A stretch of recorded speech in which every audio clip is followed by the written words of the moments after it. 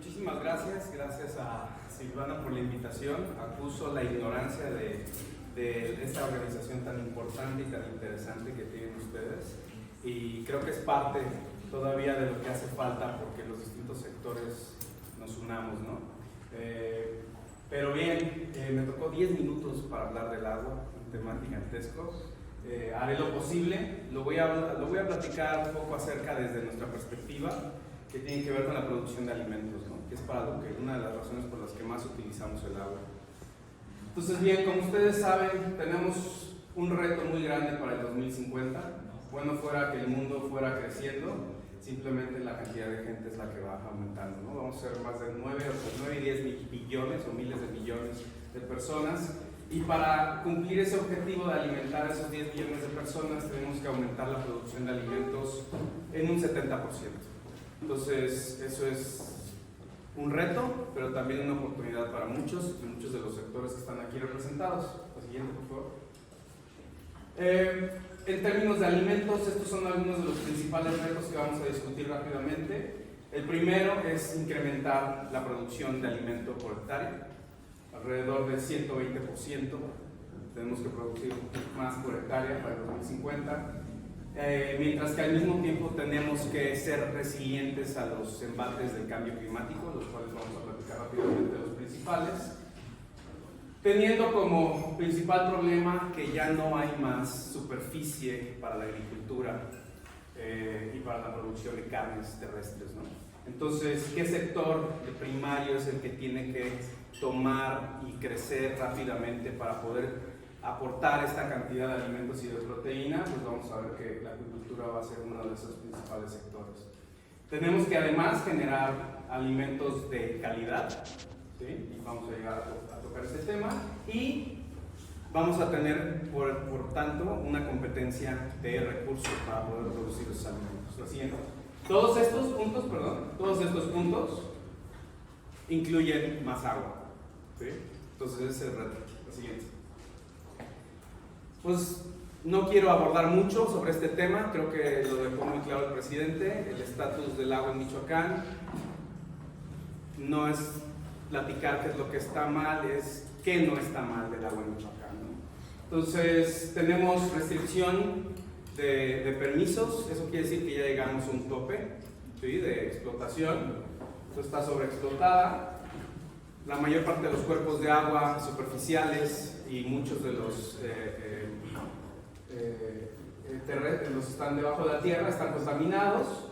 Sabemos que está mal administrada y sobre todo está mal desaprovechada, ¿no? Entonces el problema es que así la recibimos, así la devolvemos. ¿Quién conoce cualquier lugar pristino de agua natural, como los chorros del Baral? Pues sabe que no avanza, misma ni toca el suelo antes de que caiga a un río contaminado, ¿no? Cualquier nacimiento de agua no camina unos metros antes de que estén los lavaderos o caiga después otra vez a un río contaminado, ¿no? Entonces, esto es culpa de todos, no es culpa de nadie en particular, y vamos a tratar de abordar este tema. La siguiente.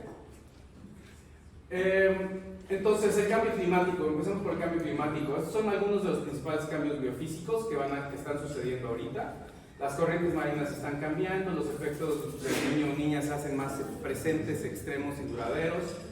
Hay un aumento del nivel del mar, la precipitación cambia, entonces a veces es sequía y a veces llueve, pero llueve tanto que no podemos detener esa agua, y de todas maneras tenemos que abrir las presas, ¿no? Entonces ni siquiera porque hay mucha agua la podemos detener. La estructura térmica de los cuerpos de agua va a cambiar. Eso hace que cambien muchísimas variables ambientales y ecológicas en los cuerpos de agua, incluyendo el mar y los cuerpos terrestres. La severidad y frecuencia de las tormentas, la acidificación de los cuerpos de agua, y todo eso tiene impactos, como les digo, en la producción primaria, en la ecología, en las pesquerías y operaciones acuícolas, en las comunidades y sus formas de vida. Si no, pregúntenle a Acapulco. Otros efectos y sociales y económicos mayores, ¿no?, más amplios. Entonces, a su vez, cada uno de estos tiene efectos en la composición y distribución de las especies, en la productividad de las pesquerías, aumento de enfermedades, el problema de los corales, Las pesquerías tienen un problema, dan como resultado pues, que no hay suficiente seguridad ni eficiencia en las producciones, problemas con infraestructura por daños de tormentas, etc.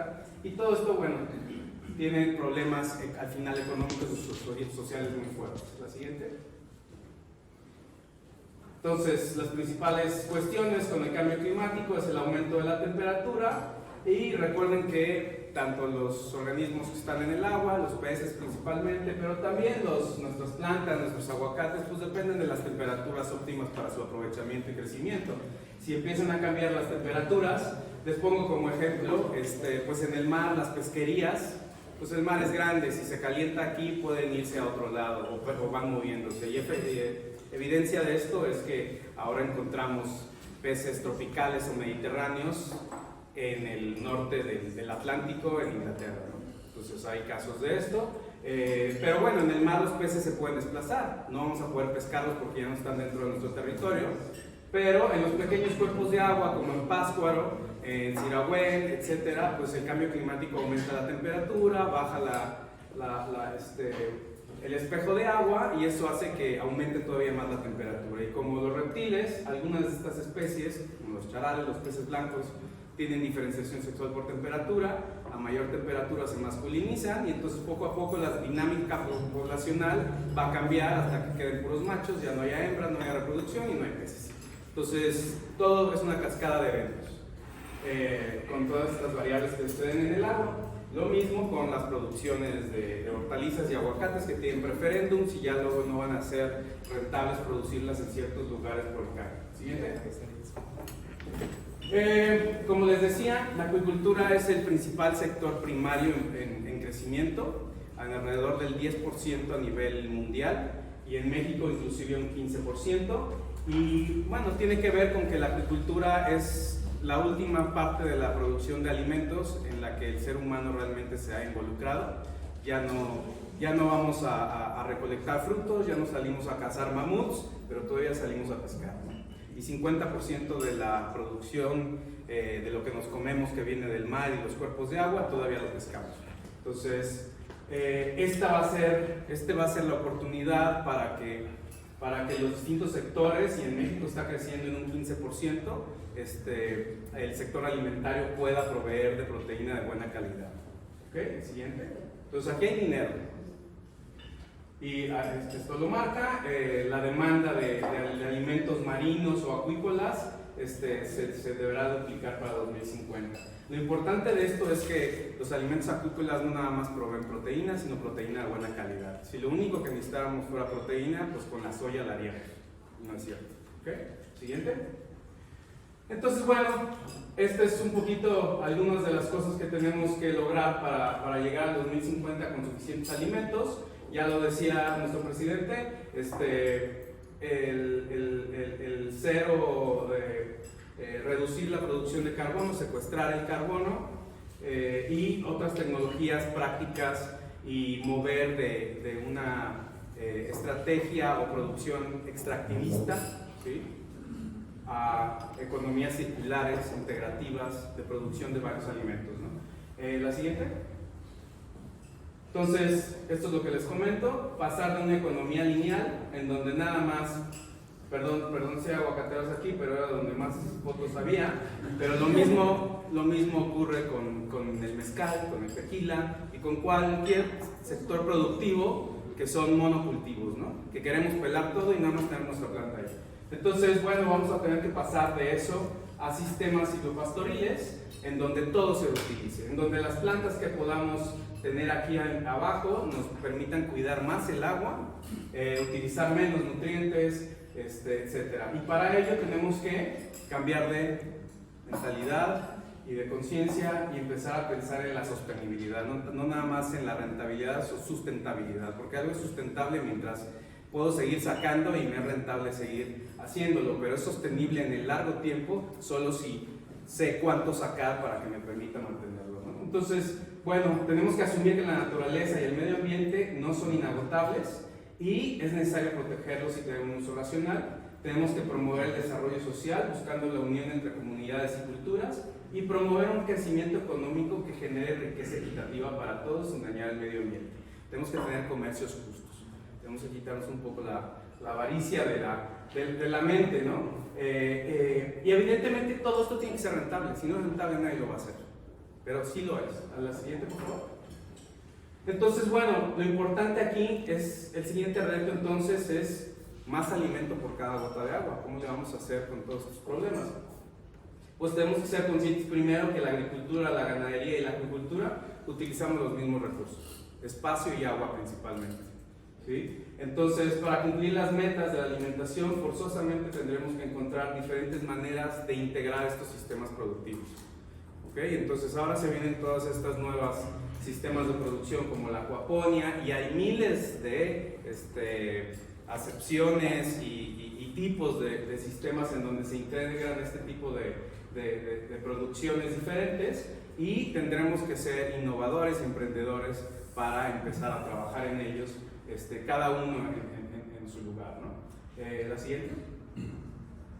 Así es como se ven los nuevos sistemas productivos del futuro, integrados, en donde tengamos áreas ganaderas, de agricultura, porcicultura, acuicultura, donde le demos más de 2, 3, 4, 5 usos al agua, a la misma agua, y a los nutrientes también que van en esa agua, para producir más alimento con esa agua y en ese mismo espacio. Es la única manera en la que vamos a poder llegar al 2050. Y evidentemente en este momento me van a poder dar ahorita 1000 justificaciones técnicas y legales, a lo mejor más legales que técnicas, porque esto es posible en otros lugares, pero que eso va a tener que dejar de ser prioritario y va a tener que cambiar en un futuro muy cercano. ¿Siguiente? Entonces, ¿dónde queda la política pública? ¿No? ¿Dónde estamos? ¿Ellos son los que nos guían, son los que nos atrasan, o ya los dejamos atrás?